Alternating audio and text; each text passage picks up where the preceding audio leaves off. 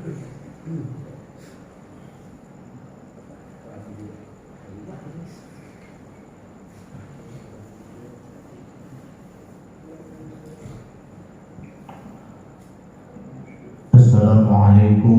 warahmatullahi wabarakatuh. Waalaikumsalam warahmatullahi wabarakatuh.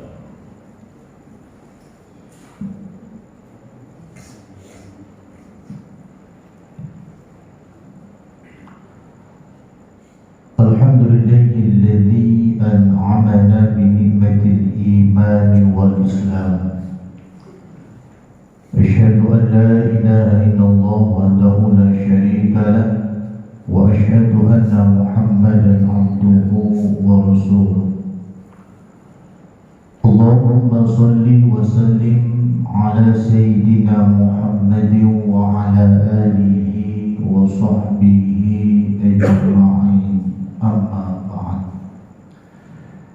Yang sama-sama kita hormati Ketua DKM Masjid Al-Muhajirin beserta jajaran pengurus yang senantiasa Allah muliakan, yang sama-sama kita hormati para kesepuhan, para guru, para asatiz, para jamaah Masjid Al-Muhajirin yang tidak dapat saya sebutkan satu persatu, namun insyaallah tidak mengurangi rasa hormat dan ta'zim saya yang sama-sama Allah muliakan.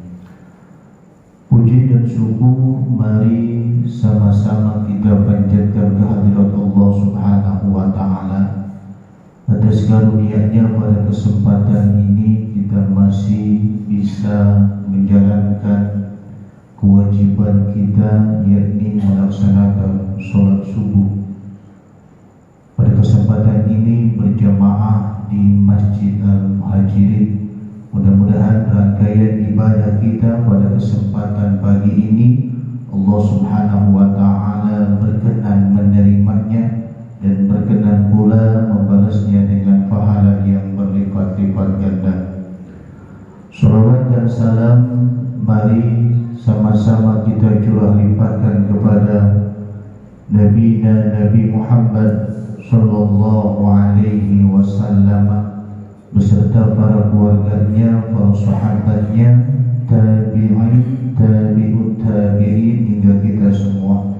Mudah-mudahan kita semua kelak di yaumil qiyamah ketika amal kita akan dihisab, diperiksa. Pada kesempatan itu kita semua mendapatkan syafaat dari Nabi Muhammad sallallahu alaihi wasallam. Karena hadirin jamaah yang dirahmati Allah Subhanahu wa taala, kalaulah kita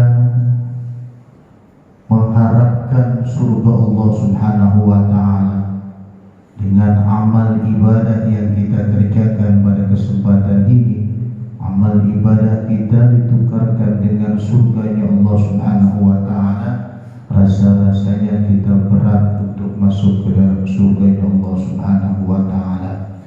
Karena kenapa? Karena kita tahu betul bagaimana kualitas ibadah kita. Salat kita saja kita tahu kualitas salat kita. Semenjak takbiratul ihram sampai dengan salam bisa dihitung kita khusyuk, wudu dan tawadu ketika beribadah salat kepada Allah Subhanahu wa taala. Ketika ibadah-ibadah yang lainnya termasuk puasa maupun wajib dan sunnahnya, kita tahu betul kualitas ibadah kita. Dan juga ibadah sedekah, ibadah-ibadah yang lainnya, kita tentu tahu betul ibadah kita yang mana banyak cacat dan celahnya. Kalau ibadah yang seperti ini kita tukarkan dengan surganya Allah Subhanahu wa taala, rasa-rasanya berat kita masuk ke dalam surganya Allah Subhanahu wa taala. Lalu apa yang kita andalkan di samping kita tetap melaksanakan ibadah kepada Allah sampai akhir hayat kita, yakni kita berharap ketika kita dihisab nanti di yaumil qiyamah datang Rasulullah sallallahu alaihi wasallam memberikan syafaat kepada kita maka ketika Rasul datang memberikan syafaat kepada kita, kita niscaya selamat dari hisab dan selamat dari jembatan Shiratal Mustaqim dan masuk ke dalam surganya Allah Subhanahu wa taala. Mudah-mudahan kita semua ditakdirkan seperti itu. Amin ya Allah ya rabbal alamin. Para jamaah yang dirahmati Allah Subhanahu wa taala, pada kesempatan ini kita berada di tanggal 9 Dzulhijjah menurut ru'yatul hilal di negara kita, berbeda dengan yang ada di Arab Saudi. Dan esok hari kita akan melaksanakan hari raya Idul Adha, dan selepas kita melaksanakan sholat Idul Adha dan khutbahnya, kita melaksanakan ibadah kurban. Mudah-mudahan Allah Subhanahu wa taala berkenan memberikan kita kesempatan untuk esok hari bisa melaksanakan ibadah kurban. Berbicara tentang kurban, hadirin, tentu kita akan mengenal keluarga yang mulia, sosok yang mulia, yakni Nabi Ibrahim alaihissalam dan Nabi Ismail alaihissalam dan juga Siti Sarah, di mana Allah Subhanahu wa taala mengabadikan ibadah kurban yang dilaksanakan atau perintah kurban yang dilaksanakan oleh Nabi Ibrahim alaihissalam dan Nabi Ismail alaihissalam. Pertanyaannya adalah, mengapa Al-Quran mengabadikan tentang perintah yang dijalankan oleh Nabi Ibrahim untuk berkurban, yakni menyembelih putranya yang akhirnya diganti dengan kibas atau domba? Tujuannya adalah agar manusia sesudah Nabi Ibrahim bisa mengambil ibrah, bisa mengambil pelajaran akan peristiwa kurban yang dilaksanakan oleh Nabi Ibrahim alaihissalam. Di antara ibrah yang dapat kita ambil dari peristiwa pelaksanaan kurban yang dilaksanakan oleh Nabi Ibrahim atas perintah Allah, yakni menyembelih putranya, bahwa Nabi Ibrahim adalah menggambarkan, mencontohkan kepada kita bagaimana kokohnya keimanan, bagaimana kuatnya keyakinan kepada Allah Subhanahu wa taala.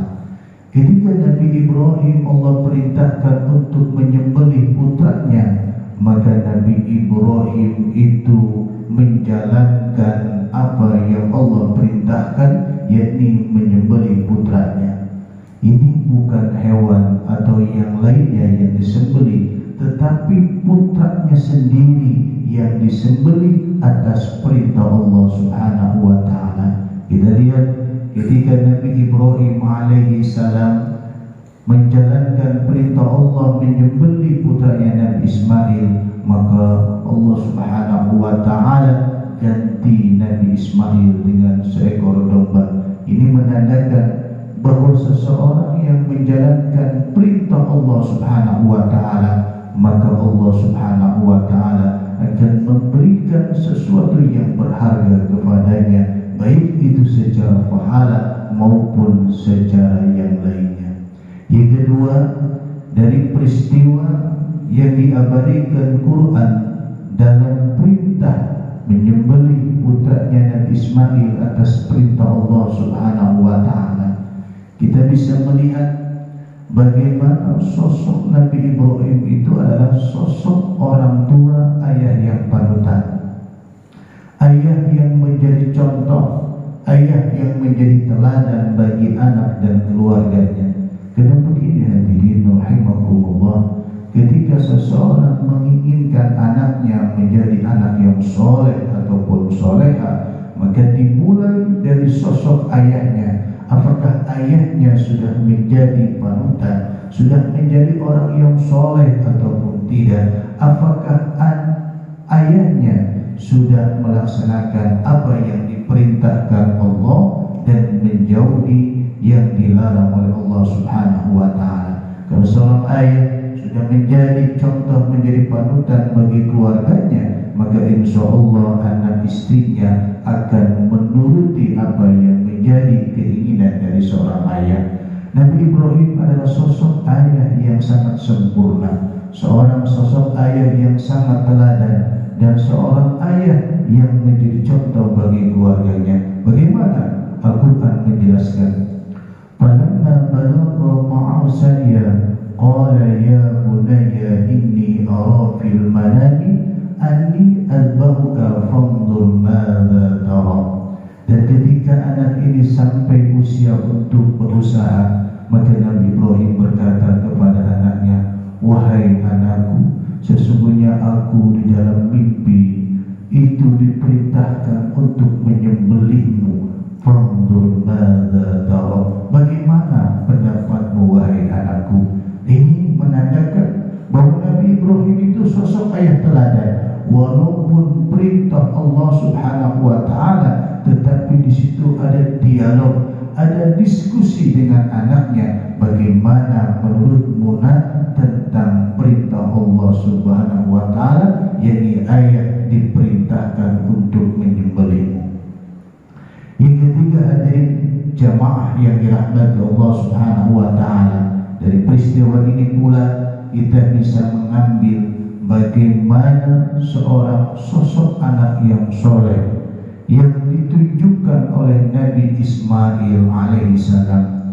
Ketika seorang ayah, Nabi Ibrahim, sang ayah Nabi Ibrahim, menyampaikan bahwa akan menyembelih anaknya yakni Ismail, apa jawaban Nabi Ismail? Qala abatik ma tumaru satajiduni insyaallah minas sabirin. Ismail menjawab, wahai bapakku, kerjakanlah apa yang diperintahkan kepadamu, insyaallah kau akan mendapati aku termasuk orang-orang yang sabar.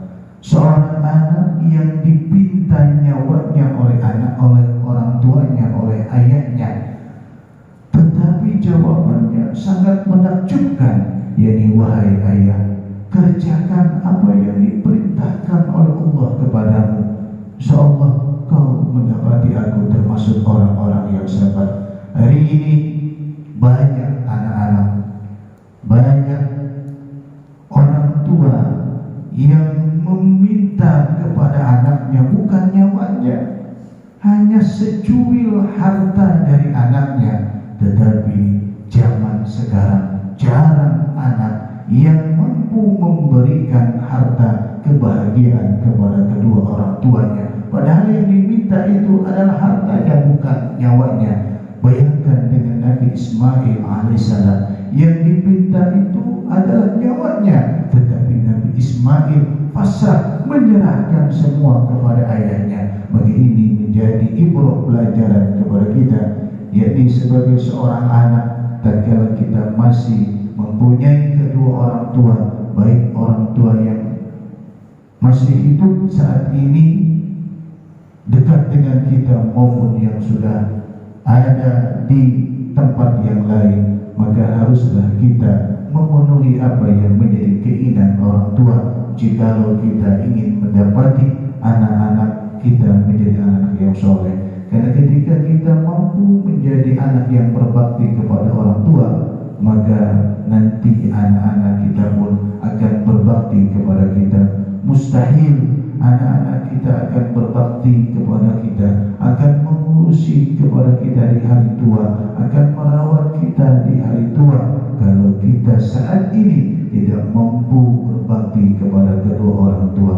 Pada jamaah rahimakumullah, itu sekelumit tentang bagaimana ibrah pelajaran dari peristiwa yang diperintahkan oleh Allah Subhanahu wa taala kepada Nabi Ibrahim untuk menyembelih putranya Nabi Ismail.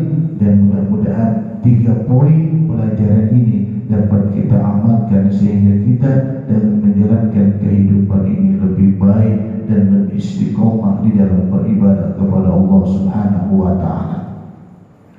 Jamaah Jemaah yang dirahmati Allah Subhanahu wa taala, menyangkut dengan tema kita, yakni Idul Kurban sesuai dengan syariat Islam.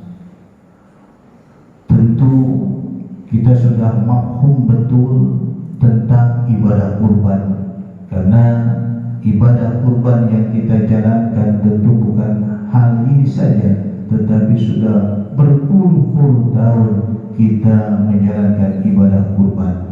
Akan tetapi karena memori manusia itu pendek, maka tak salah sedikit pada kesempatan ini kita akan membahas tentang kurban sesuai dengan syariat Islam. Yang pertama adalah, apa itu kurban? Kurban secara lugah atau bahasa adalah artinya dekat. Diambil dari fi'il madinya qoroba, fi'il mudhari'nya yaqrabu, masdarnya kurban atau kurbanan yang artinya dekat.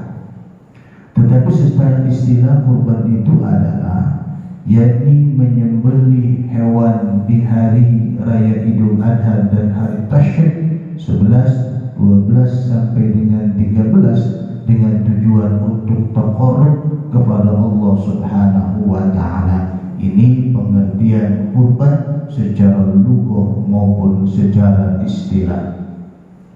Lalu yang kedua tentang hukum kurban. Ulama berbeda pendapat tentang hukum kurban.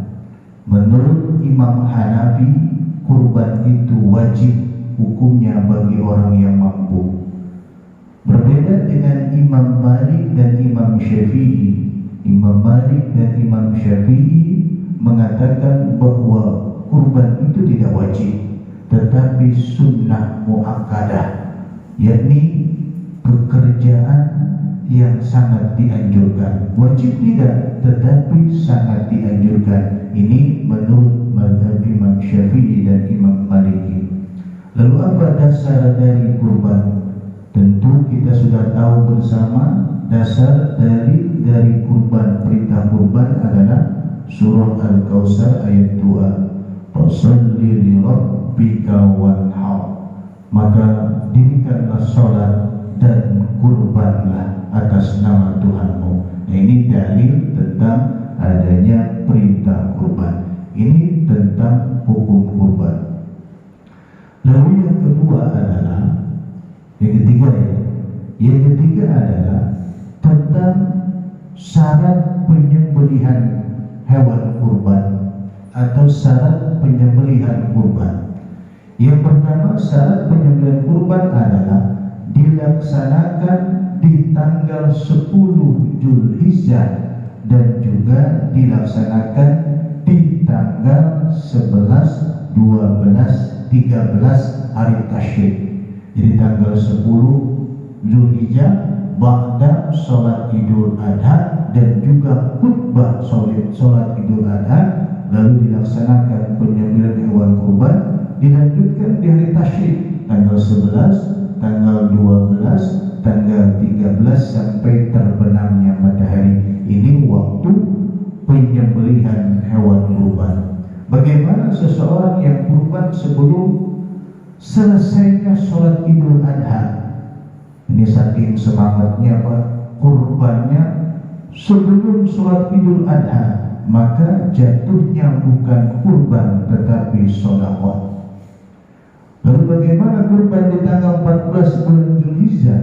Maka tentu pula jatuhnya bukan kurban tetapi sedekah. Yang dihitung kurban adalah kembali lagi dari tanggal 10, tanggal 11, 12 dan tanggal 13. Lalu siapa yang menyembelih hewan kurbannya?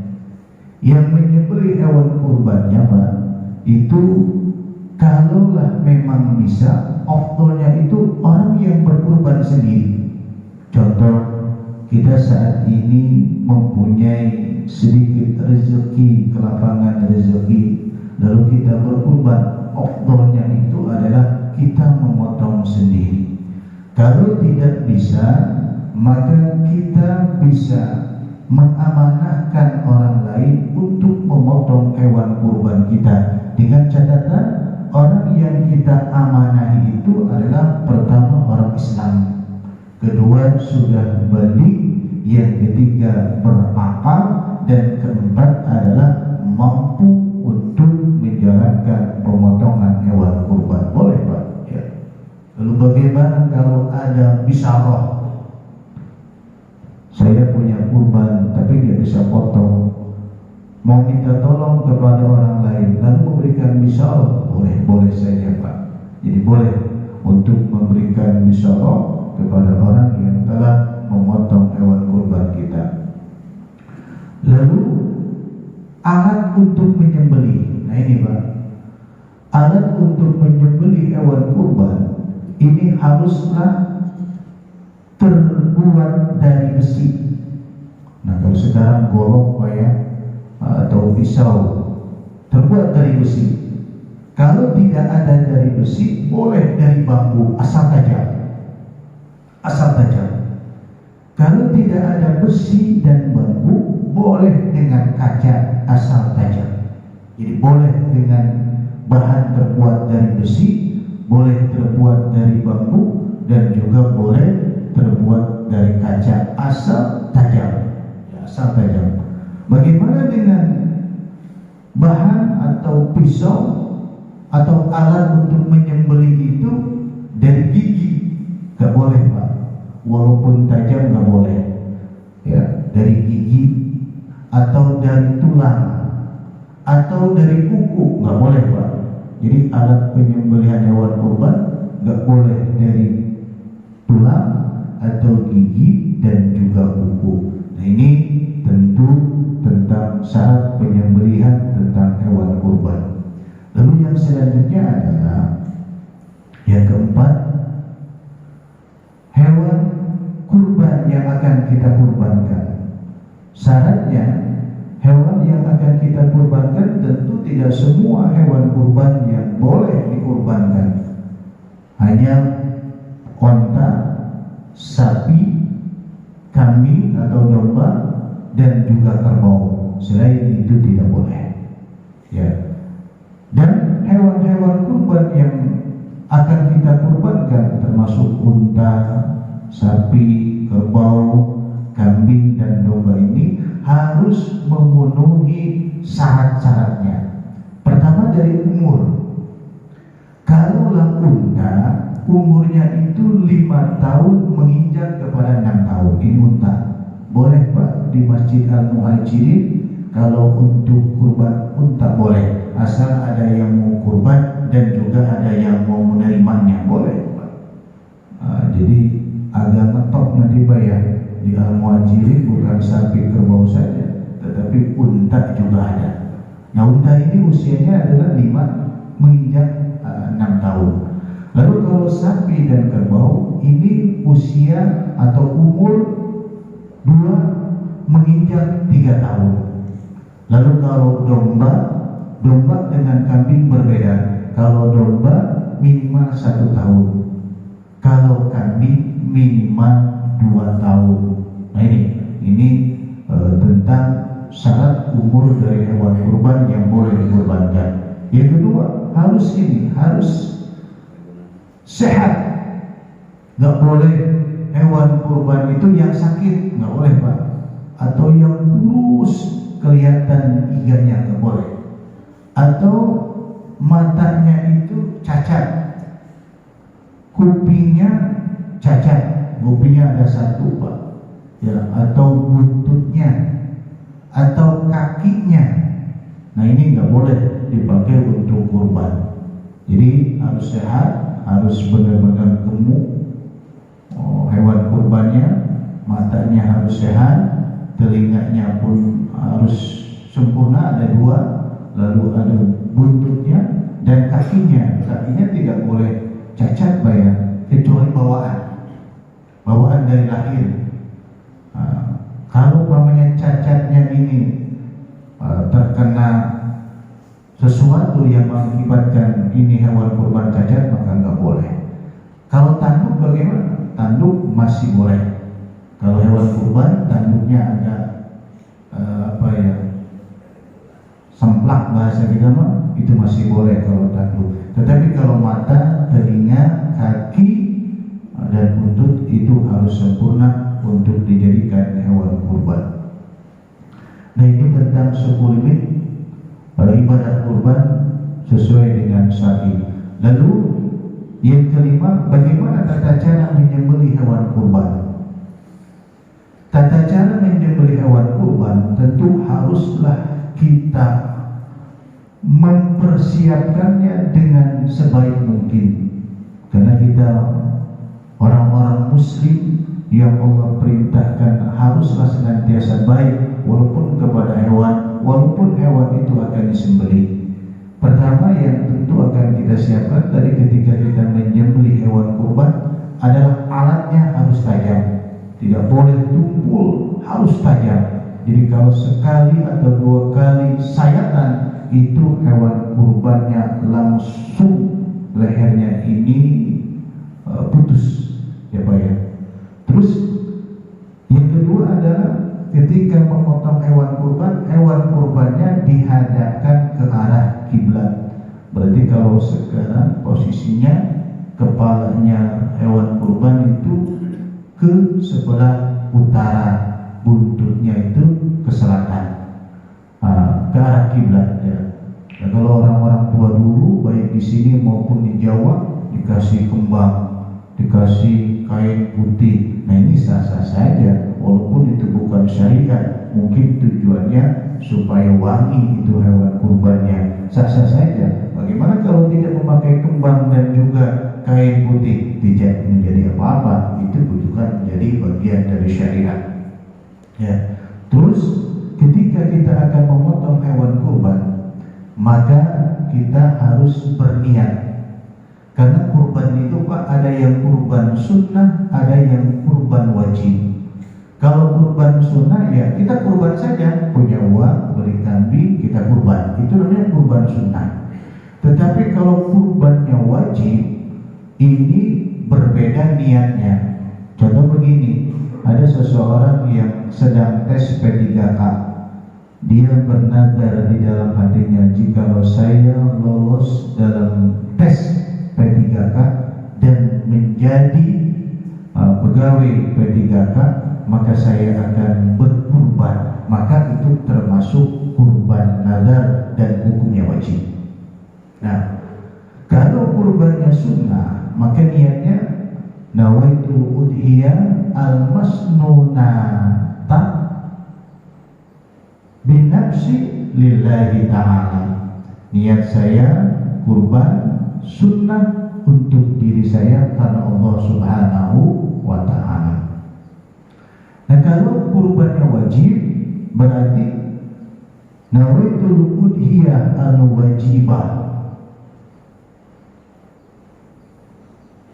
an-nafsi lillahi ta'ala. Niat saya kurban wajib untuk diri saya karena Allah Subhanahu wa ta'ala. Nah, setelah itu kita membaca Bismillahirrahmanirrahim, lalu membaca sholawat, lalu membaca doa. Doanya Bismillahirrahmanirrahim, Allahumma hadhihi minka wa ilaika fataqabbal minni.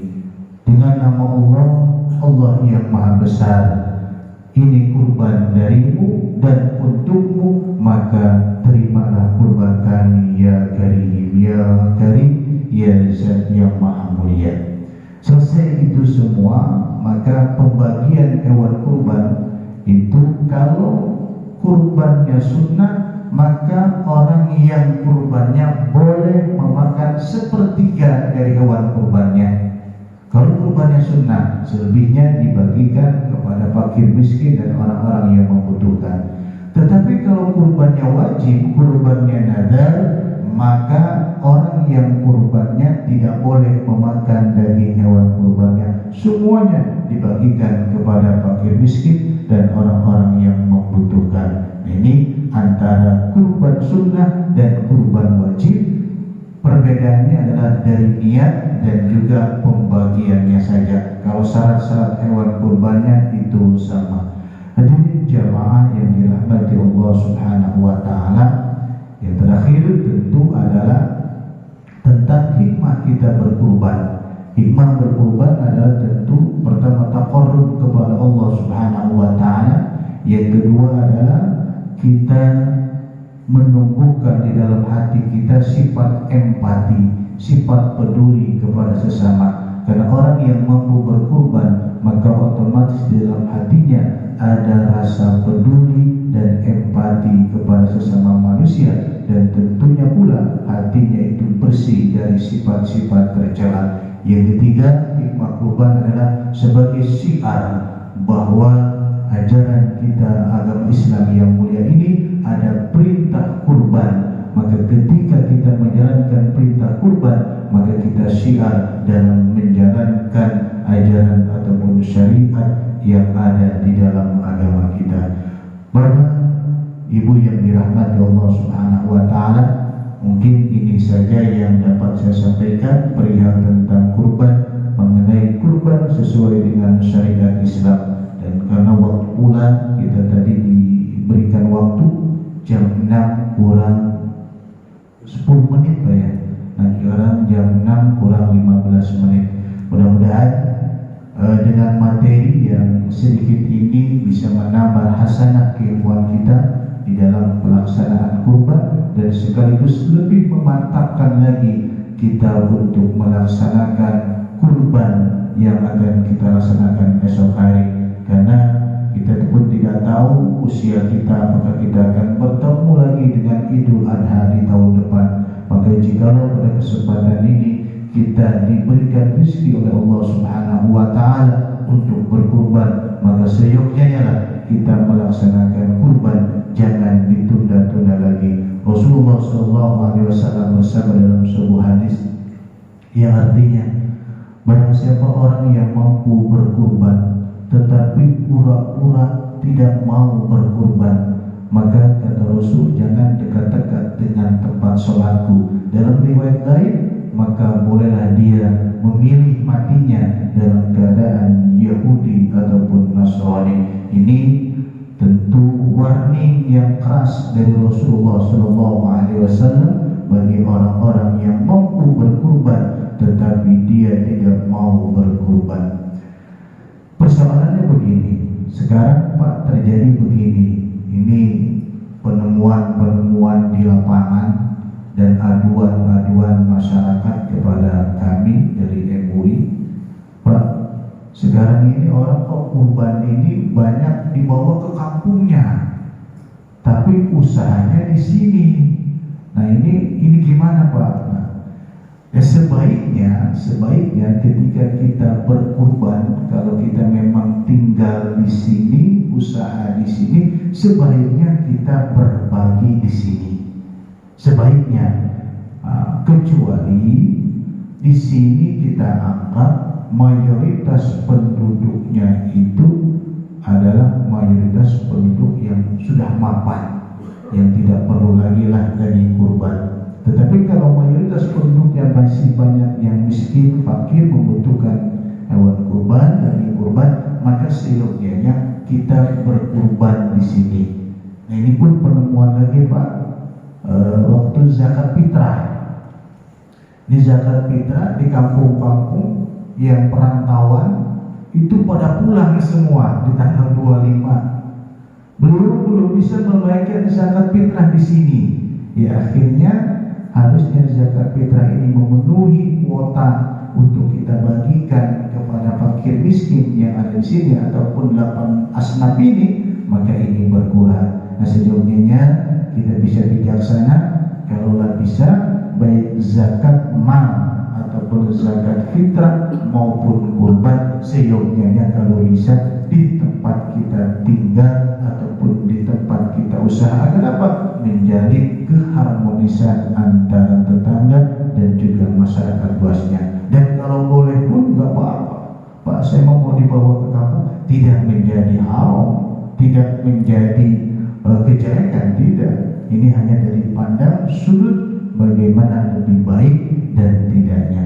Ini saja yang dapat saya sampaikan, kurang lebihnya mohon maaf atas segala kekurangan. Allahumma fiqh ila al-qawmi. Wassalamualaikum warahmatullahi wabarakatuh. Assalamualaikum warahmatullahi wabarakatuh. Izin Pak Ustaz. Baik Pak. Dalam kegiatan sehari-hari kan sekarang ini kan banyak penjual sapi atau kambing Pak Ustaz. Kemudian dari penjual tersebut memberikan hadiah kepada pembeli. Contohnya misalnya, kalau beli sapi satu, nanti pembeli akan diberikan uang hadiah 500.000 misalnya, atau sebaliknya kalau beli kambing diberikan hadiah 100.000. Yang kami tanyakan, hukum ini apakah diperbolehkan Pak Ustaz? Kemudian yang kedua, masalah panitia Pak Ustaz. Panitia korban ini sangat berat sekali. Kalau kita tidak hati-hati akan mengalami atau melibatkan dosa. Contoh misalnya, ketika kita jadi panitia korban, nah pada waktu pemotongan karena takut akhirnya pembagian itu dilebihkan. Setelah dibagi ternyata dagingnya ada sisa. Kemudian daging yang sisa itu dibawa oleh panitia, baik untuk kepentingan pribadi atau digunakan masak bersama-sama. Apakah ini hukumnya diperbolehkan Pak Ustaz? Kemudian yang ketiga, mohon maaf kepada jamaah yang saat ini mendengar khotbah, hasil musyawarah muhajirin hari ini tidak menyiapkan konsumsi karena memang supaya banyak melaksanakan puasa Arafah. Terima kasih. Assalamualaikum warahmatullahi wabarakatuh. Baik, 3 pertanyaannya saya jawab dulu. Kalau ditambah lagi nanti takutnya lupa. 3 pertanyaan ini, yang pertama tentang fee ya. Kalau kita kasih fee, ketika kita membeli hewan kurban dikasih hadiah, kalau bahasa kita fee. Nah kalau memang ikhlas yang membelinya dan yang diberinya dan harganya tidak kita rekayasa, itu harga memang sesuai dengan standar sapi. Contoh, sapi itu harganya 20 juta, ya kita beli 20 juta. Adapun pedagangnya itu memberikan bisyara atau memberikan hadiah kepada kita, itu tidak menjadi masalah. Ya, itu tidak masalah. Ya, asal sapi dan harganya sesuai dengan kualitas dan harganya. Berbeda begini, sapi harganya 20 juta secara kualitas, ya harga sapi 20 juta secara kualitas, lalu kita lebihkan, Pak bilang aja 25 juta. Nah ini tentu menjadi PR, problem bagi kita. Nah, kalau sekadar hanya untuk memberikan tips agar bisa menarik konsumen dan penjualnya tidak ada rasa terpaksa dan yang diberi pun merasa tidak mencurangi, maka itu tidak menjadi masalah. Baik. Yang kedua tentang pembagian kurban, ada sisa ya. Nah tentu pembagian kurban ini Pak, jangankan panitia, orang non muslim pun boleh. Ulama berbeda pendapat, ada yang membolehkan, ada yang tidak. Tetapi mazhab Imam Syafi'i boleh. Maka Masjidah Muhajirin ini berkurban, di samping kita ada non muslim, boleh kita kasih. Boleh. Ya, untuk apa? Untuk bersedekah. Karena kurban itu adalah sedekah. Ya, ada yang menyatakan kurban sedekah. Jadi kalau memang sudah kuotanya sudah cukup untuk para mustahik menerima kurban dan ada sisa, maka panitia boleh mengambil daging hewan kurban itu, karena panitia pun termasuk dari mustahik. Ya, bagaimana kalau mustahiknya dapat, panitianya nggak dapat, dan panitia pun mempunyai anak istri di rumah, lalu tanya, Pak, mana daging kurbannya? Nggak dapat. Tentu yang menjadi kasihan adalah anak-anaknya. Boleh Pak, ya, boleh. Terus yang ketiga tadi apa? Tidak menyiapkan konsumsi. Oh iya, itu dari luar kami Pak ya. Baik Pak, cukup. Satu lagi Pak Ustaz. Ya. Panitia sudah dapat Pak Ustaz. Ya. Bagian panitia sudah dapat. Tapi sisa daging itu masih banyak. Apakah diperbolehkan panitia mengambil lagi atau dimasak lagi Pak Ustaz? panitia sudah dapat Pak Ustaz, bukan belum dapat. Oh, sudah dapat. Iya. Kalau memang lebih baiknya ya, lebih baiknya ini tidak download. Dulu tuh begini Pak, saya di Raples Hill pernah menjadi panitia. Pemotongannya itu agak kurang tertib sehingga daging kurban itu dibagikan jam 7 malam belum selesai. Itu bau Pak ya, itu bau. Kalau keadaannya seperti itu, daripada mubazir dan panitia pun bingung mau membagikan kemana lagi nih, udah jam 7 bahkan jam 8 malam. Kalau keadaannya seperti itu tidak menjadi masalah, panitia itu mengambil daging hewan kurban walaupun sudah dapat dengan tujuan apa? Ketimbang ini daging kurban menjadi sia-sia, mubazir, mendingan kita ambil dan kita masak agar daging kambing dan sapi itu bisa bermanfaat. Kalau sudah masak bisa dibagikan kepada yang lainnya. Tapi kalau waktunya masih ada, pembagiannya selesai jam 4 sore, ini daging masih ada, kita bisa tentu mengkontak yang lainnya agar daging kurban ini pendistribusiannya bisa merata ke tempat-tempat yang lain. Mungkin itu ya Pak.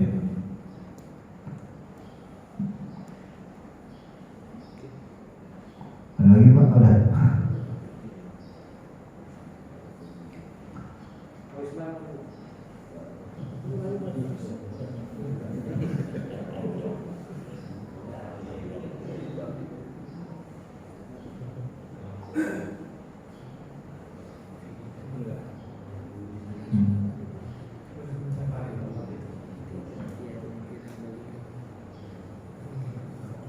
Ya tentu sudah mafhum semua ya Pak, sudah paham semua tentang pelaksanaan kurban sesuai dengan syariat.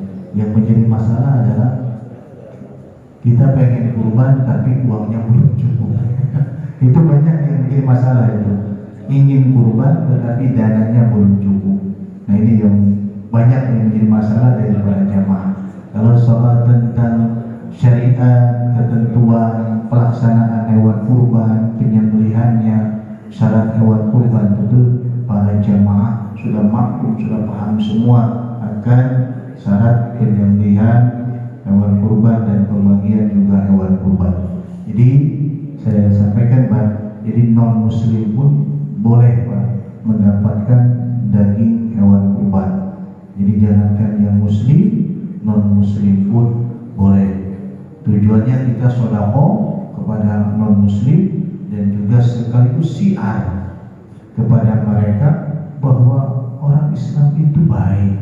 Jikalau kita bisa menonjolkan sisi kebaikan kita kepada non muslim, mungkin di lain waktu mereka bisa ada rasa hati, oh ternyata orang muslim itu baik-baik ya, saya aja yang non muslim dikasih. Lama-lama mereka kalau seperti itu mudah-mudahan bisa mualaf masuk Islam dengan berkah kebaikan kita. Itu tujuannya.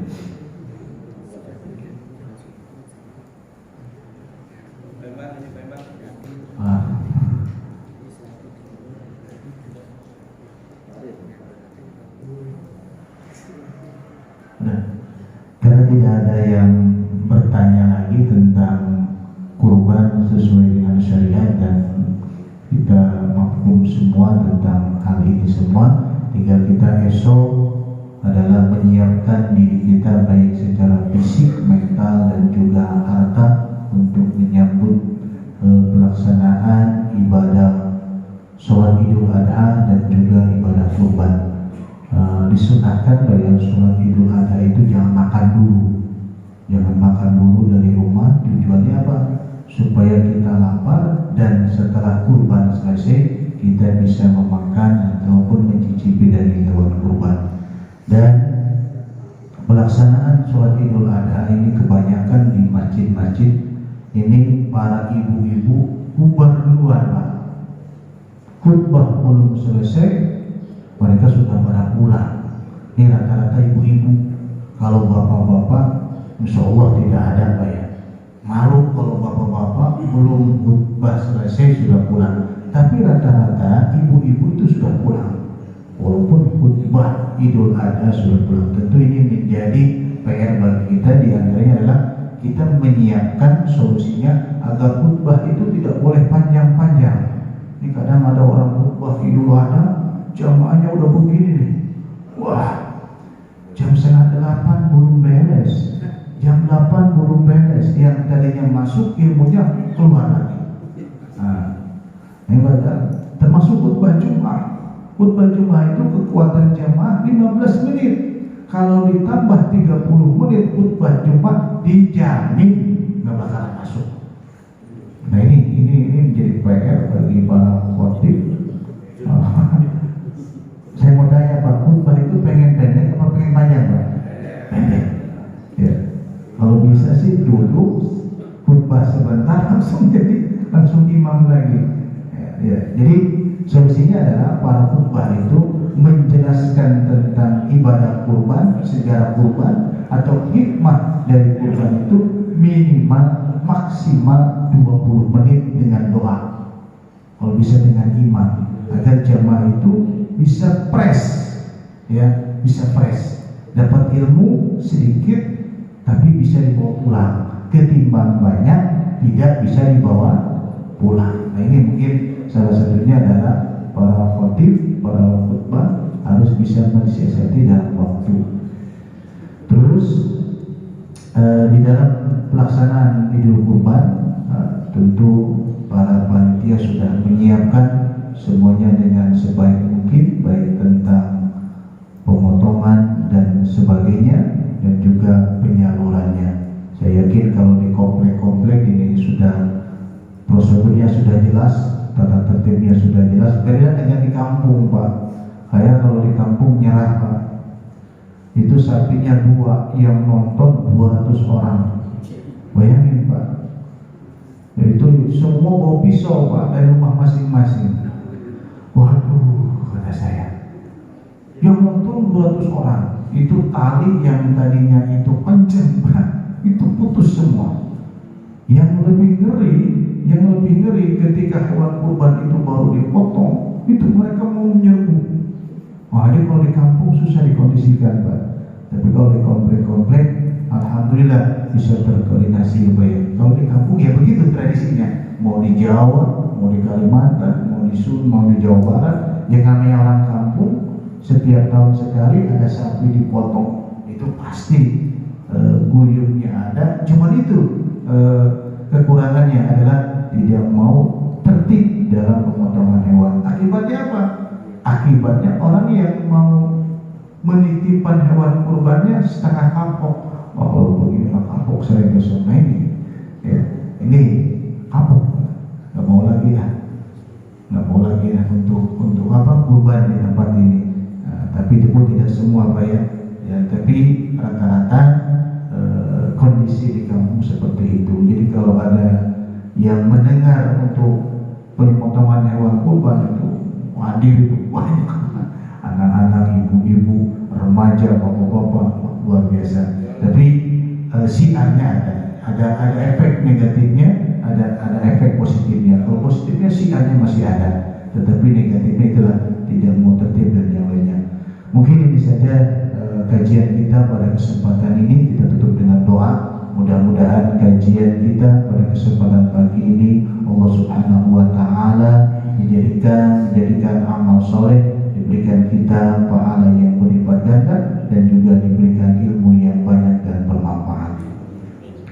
Allahumma shalli wa sallim bil awwalina wal akhirin wa barik wa sallim wa radiyallahu tabaraka wa ta'ala kulli sahabati rasulillahi ajma'in. Amin ya Allah ya rabbal alamin. Hamdan na'imin hamdan syakirin hamdan yuwafi ni'amahu yukafi masjidah.